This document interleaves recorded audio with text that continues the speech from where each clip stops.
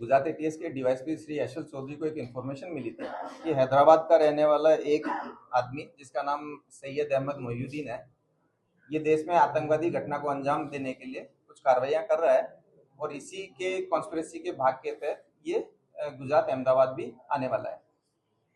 इस इन्फॉर्मेशन को सीनियर अधिकारियों के साथ शेयर किया गया, काफ़ी टीम्स बनाई गई, टेक्निकल एनालिसिस किया गया, इसके ह्यूमन इंटेलिजेंस को भी डेवलप किया गया और जाना गया कि ये आदमी जो है इसकी मूवमेंट अहमदाबाद में ही लोकेट हो रही है।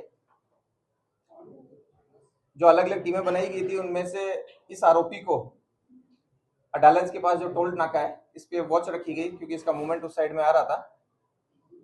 वॉच के आधार पर एक आंध्र प्रदेश नंबर की एक गाड़ी वहां से गुजरती हुई मिली, उसको रोका गया, चेक किया गया तो इसमें जो इन्फॉर्मेशन वाला आदमी है सैयद अहमद मोहिउद्दीन, ये हमें मिल गया। इसको चेक किया गया, सरकारी विटनेसेस के सामने इसकी सर्च की गई तो इसके पास में एक बैग मिला जिसके अंदर एक बॉक्स में अच्छे से रैप किए हुए एक डब्बे के अंदर 3 वेपन मिल गए। ये 2 ग्लॉक थी, साथ में एक बेरेटा पिस्टल है और साथ में 30 राउंड है। इसके साथ साथ एक प्लास्टिक के डब्बे के अंदर लगभग 4 किलो कैस्टर ऑयल भी मिला। इस सैयद अहमद मोहिउद्दीन को एटीएस ऑफिस ला करके डिटेल इंट्रोगेशन किया गया। इसके फोन में भी बहुत सारी चीजें मिली गई, इसके बारे में पूछा गया, इसके इतिहास को जाना गया।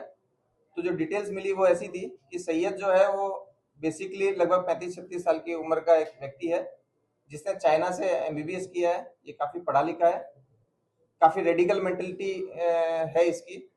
ये भारत में मोटे प्रमाण में मतलब बड़ी लोगों को नुकसान पहुंचा पाए इस तरह की आतंकवादी घटना को अंजाम देना चाहता था। इसके लिए बहुत सारे फॉरेनर्स के कांटेक्ट में था। अभी जिस व्यक्ति के साथ इसका सबसे ज्यादा लाइव कम्युनिकेशन था वो एक अब्बू खदीजा नाम से एक टेलीग्राम आईडी थी जिसके साथ एक कांटेक्ट में था, जिसे अपना आमिर मानता था। अब्बू खदीजा जो है वो आईएसकेपी का हो सकता है, ऐसा इसका मानना है। इन्होंने मिलकर के जो राइजिन एक बहुत ही पोटेंट पॉइजन है उसको बनाने की प्रोसेस इसने स्टार्ट की थी। उसके लिए इसने रिक्वायर्ड कैस्टर सीड्स, एसीटोन्स, क्रशर्स वगैरह वगैरह जो इसको चाहिए वो इसने प्रोक्योर किए थे और वो केमिकल प्रोसेस भी चालू कर दी थी। इस पर्टिकुलर विजिट में इसको ये वेपन की डिलीवरी होनी थी। इन वेपन की डिलीवरी के बारे में जब पूछा गया तो ये कलोल के आसपास से इसको एक लोकेशन पे ये डेड ड्रॉप की तरह ये वेपन मिला था। इसके फोन को और डिटेल से देखा गया तो इसके अंदर एक सस्पेक्ट नंबर भी मिला जो कि इस कंडीशन में इसको उससे कांटेक्ट करना था कि अगर वो ये डेड ड्रॉप नहीं ले पाता है तो। इस नंबर को जब चेक किया गया तो ये नंबर यूपी से मूल इसका एसडीआर होना पाया गया और इसका मूवमेंट गुजरात में होना पाया गया। इसके लिए एक अलग से दूसरी टीम बनाई गई जिसमें DYSP Brijit Parmar, DYSP KP Patel, PI CH Panara और दूसरे हमारे पीआई पीवी देसाई वगैरह, इन सबकी एक टीम बनाई गई।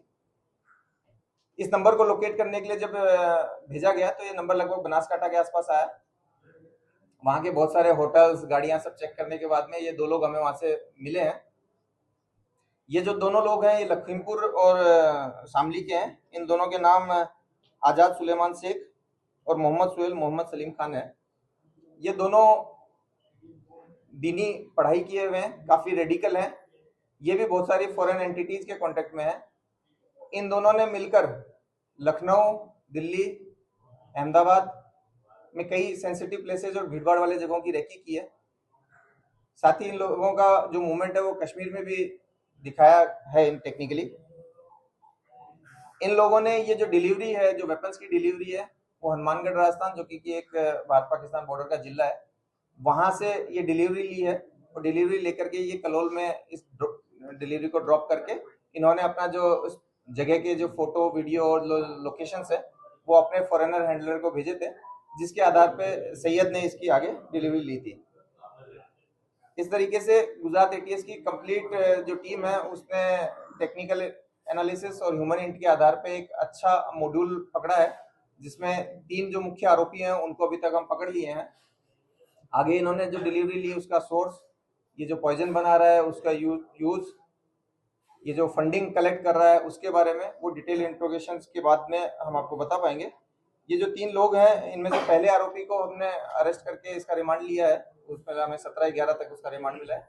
दोनों दूसरे अक्यूज को भी अरेस्ट कर लिया गया है और उनको आज हम कोर्ट के सामने प्रोड्यूस करेंगे। Thank you.